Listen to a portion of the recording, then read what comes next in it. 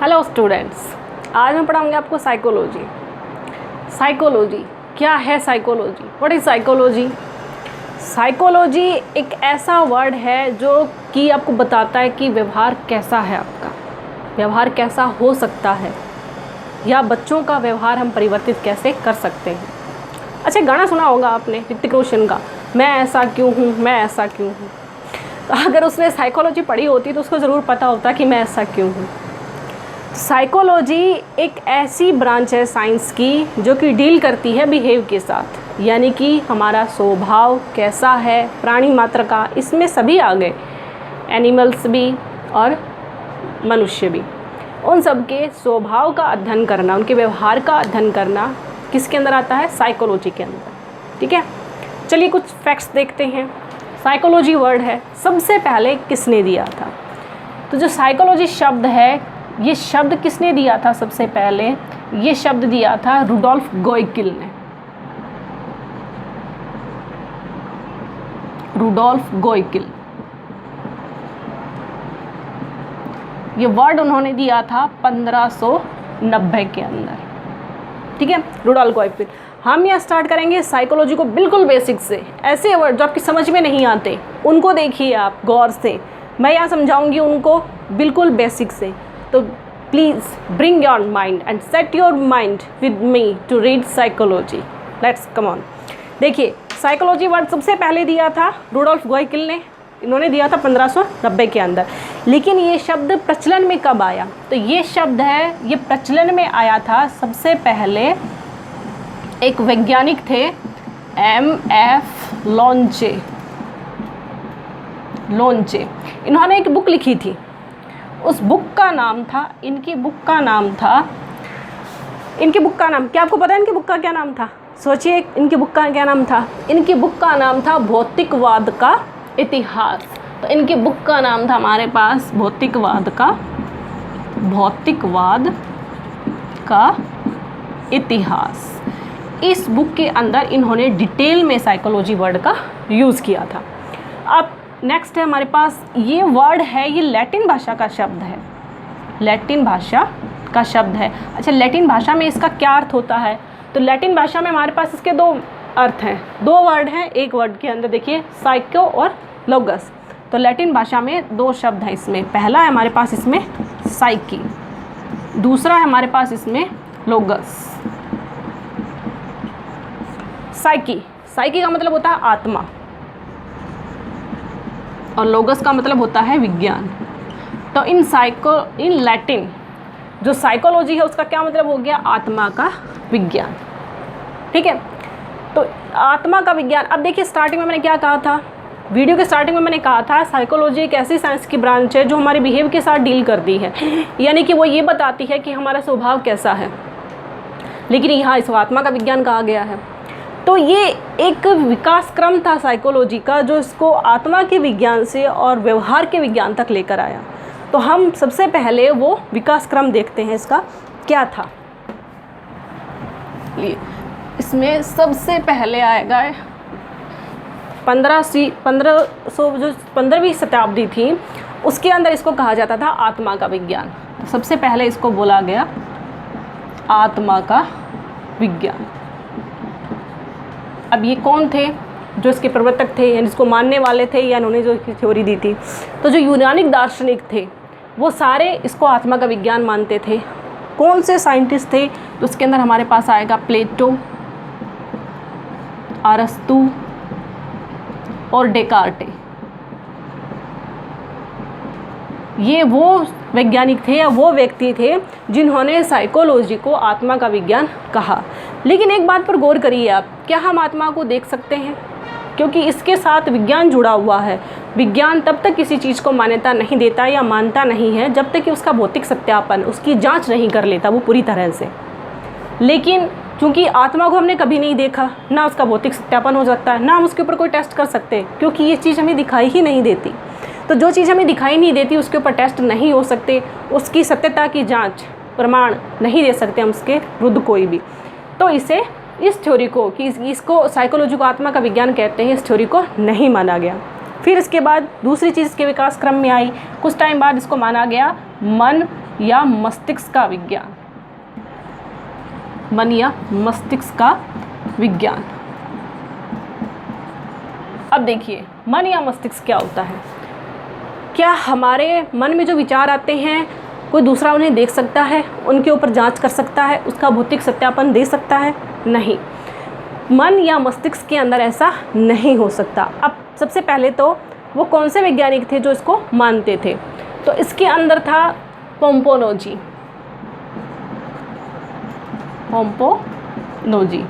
एक था इसके अंदर थॉमस रीड, ये इसके मानने वाले वैज्ञानिक थे। इन वैज्ञानिकों ने कहा कि जो साइकोलॉजी है उसके अंदर हम मन या मस्तिष्क का अध्ययन करते हैं, लेकिन ये भी संभव नहीं था क्योंकि इनका भी कोई जांच नहीं हो सकती, इनके ऊपर कोई भौतिक सत्यापन नहीं हो सकता, कोई टेस्ट नहीं कर सकते हम लोग, तो इस थ्योरी को भी नकार दिया गया। इसके बाद इसमें तीसरी थ्योरी आई चेतना का विज्ञान। चेतना का विज्ञान। अब देखिए चेतना क्या होती है। हम होशो हवास में, पूरे होश में जो कार्य करते हैं अपने दिमाग से, उस चीज़ को बोलते हैं चेतना। यानी जागते हुए हम जो अभी काम कर रहे हैं वो सारे हमारी चेतना में आता है। लेकिन एक वैज्ञानिक थे सिगमंड फ्रायड ने हमारे मन के 3 हिस्से बताए थे। तो सिगमंड फ्रायड के अनुसार देखिए फ्रायड का वर्गीकरण था, उन्होंने मन को 3 भागों में बांटा। हम या बेसिकली 2 भागों के बारे में बात करेंगे। तो इसने पहले कहा मन का जो एक भाग होता है वो होता है चेतन मन, दूसरा होता है अचेतन मन। अब इन्होंने बांटा उसको कितना % होता है। जो चेतन मन होता है वो हमारे पूरे व्यवहार का या पूरे मन का 1/10 हिस्सा होता है, जबकि जो अचेतन हिस्सा होता है वो होता है 9/10 हिस्सा।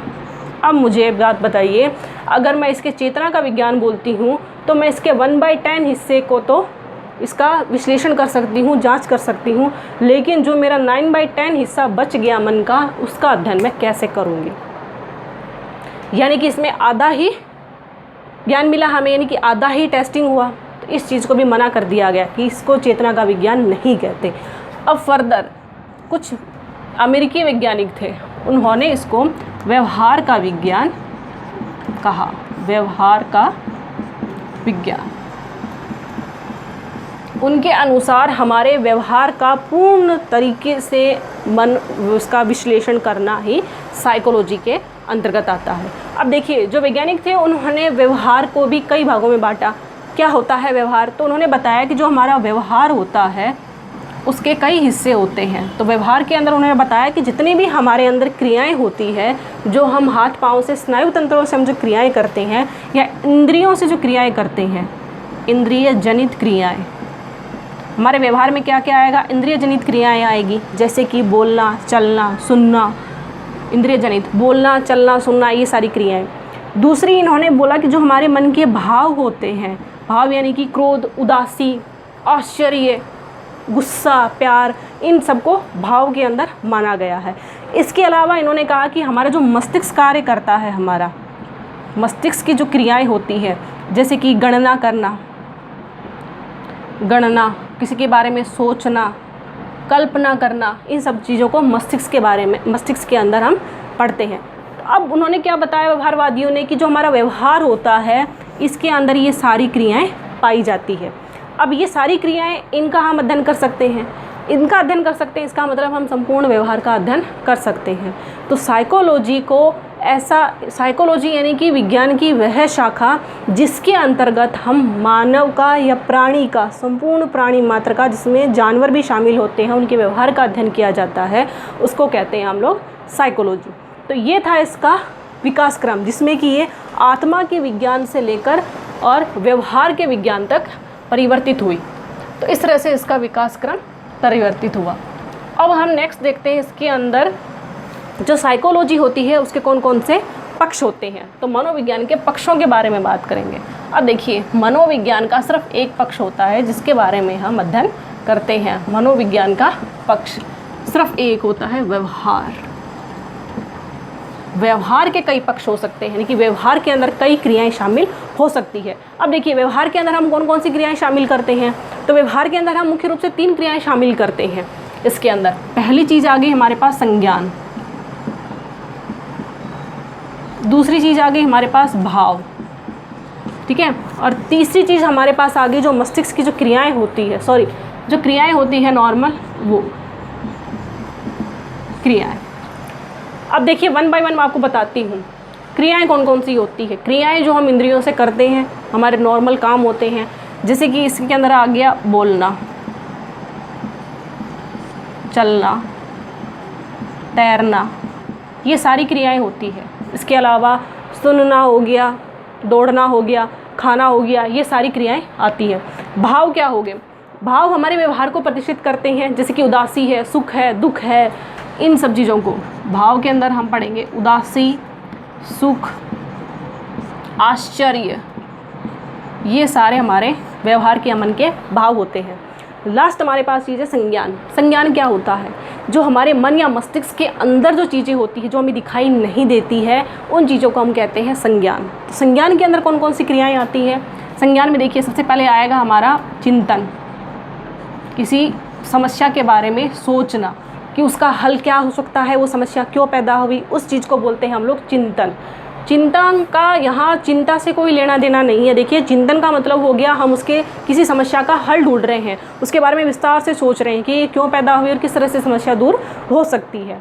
तो इसके अंदर संज्ञान में पहला हो गया चिंतन। दूसरा हमारे पास हो गया, इसमें संज्ञान में हमारे पास सभी वो क्रियाएँ होगी जो हमारे मस्तिष्क के अंदर चलती है लेकिन हमें दिखाई नहीं देती। इसके अलावा इसमें है कल्पना, चिंतन, कल्पना, तो ये सारी चीज़ें आती है संज्ञान के अंदर। इसके अलावा इसमें एक और चीज़ आएगी तर्क करना। जिस चीज़ को हमारा मस्तिष्क या हमारा ज्ञान नहीं मानता है, हम उसके विरुद्ध आवाज़ उठाते हैं कि नहीं ये ऐसा नहीं हो सकता, या फिर ये ऐसा क्यों हुआ। तो जिज्ञासावश भी तर्क की उत्पत्ति होती है, या हमारे पास जो ज्ञान है उसका यूज़ करने में भी तर्क की उत्पत्ति होती है। तो ये हमारे पास मनोविज्ञान के पक्ष थे, या हम कहें तो व्यवहार होता है, उसके 3 पिलर होते हैं और इन तीनों पिलरों को ही सम्मिलित करके हमारा व्यवहार बनता है।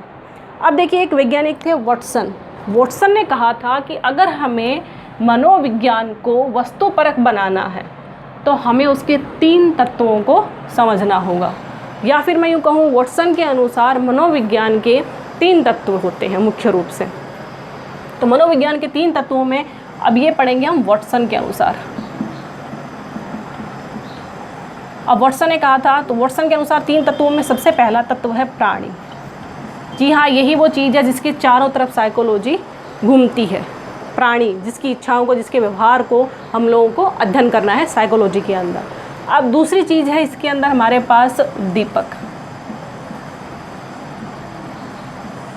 प्राणी के स्वभाव में किस लिए अंतर आया, या उस प्राणी का स्वभाव ऐसा क्यों हो गया, उसके व्यक्तित्व में ऐसा क्या है, तो उस व्यक्तित्व को इफ़ेक्ट करना या उस प्राणी को इफ़ेक्ट करने वाली, उसके व्यवहार को बदलने वाली, उसके व्यवहार को संभालने वाली, समायोजित करने वाली जो चीज़ें होती है वो सारी उद्दीपक के अंतर्गत आती है।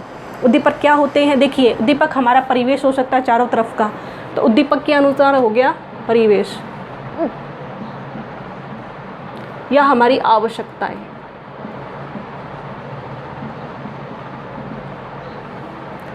ठीक है, ये उद्दीपन का कार्य करते हैं उस प्राणी के लिए। अब तीसरी चीज़ है इसके अंदर हमारे पास अनुक्रिया। अनुक्रिया यानी कि जब प्राणी को उद्दीपक मिलेंगे तो उन उद्दीपनों को देखकर ही मनुष्य है या प्राणी है वो अनुक्रियाएं करता है, क्रिया करता है। इस चीज़ को बोलते हैं अनुक्रियाएं। अब देखिए क्या रिलेशन है इनमें। एक प्राणी है, उसकी आवश्यकता है कि महंगी गाड़ी लेना। जो गाड़ी है महंगी वो उसके लिए उद्दीपक का कार्य करेगी, यानी कि वो उसको प्रेरित करेगी कि तू अपने व्यवहार में परिवर्तित कर। प्राणी नॉर्मल ज़िंदगी जी रहा था, उसका स्वभाव बिल्कुल सही था, नॉर्मल चल रहा था, लेकिन एक उद्दीपक आया कि उसको एक महंगी गाड़ी की ज़रूरत है, ये उसकी आवश्यकता बन गई, या फिर आप कहें कि उसकी महत्वाकांक्षा बन गई। उस आवश्यकता को पूरा करने के लिए वो अनुक्रिया करेगा, बहुत ज़्यादा मेहनत करेगा, पैसे कमाएगा किसी भी तरीके से। तो ये हो गया अनुक्रिया जो उस उद्दीपक के खिलाफ उसने की थी, यानी कि वो ज़्यादा मेहनत करेगा तो उसके व्यवहार में क्या परिवर्तन आया, वो मेहनती बन गया, वो ज़्यादा सोचने लग गया, ज़्यादा तर्क करने लग गया अपने हिसाब से। तो ये चीज़ें थी आपस में रिलेशन होती है इनके तीनों के बीच में। जब व्यक्ति के उद्दीपक होते हैं वो प्रेरित करते हैं और उस प्रेरणा के फलस्वरूप मनुष्य अनुक्रिया करता है, और जब वो उद्दीपक पूरी हो जाती है यानी कि उसकी आवश्यकताएं मनुष्य की पूरी हो जाती है पूरी होने के बाद वो उद्दीपक शांत हो जाता है तो मनुष्य के स्वभाव भी परिवर्तित हो जाता है। तो ये था हमारे पास मनोविज्ञान के 3 तत्व जो वाटसन ने बताए थे। नेक्स्ट देखिए, हम मनोविज्ञान के अंदर पढ़ेंगे कि मनोविज्ञान को कई तरह के संप्रदायों ने डिफ़ाइन किया है कि मनोविज्ञान के अंदर किसका अध्ययन किया जाता है और किस विधि से अध्ययन किया जाता है। तो इन सब के बारे में हम पढ़ेंगे हमारे नेक्स्ट लेक्चर के बारे में। ये लेक्चर आपको कैसा लगा मुझे कमेंट करके ज़रूर बताइए और मेरे चैनल को ज़रूर सब्सक्राइब करना। Thank you.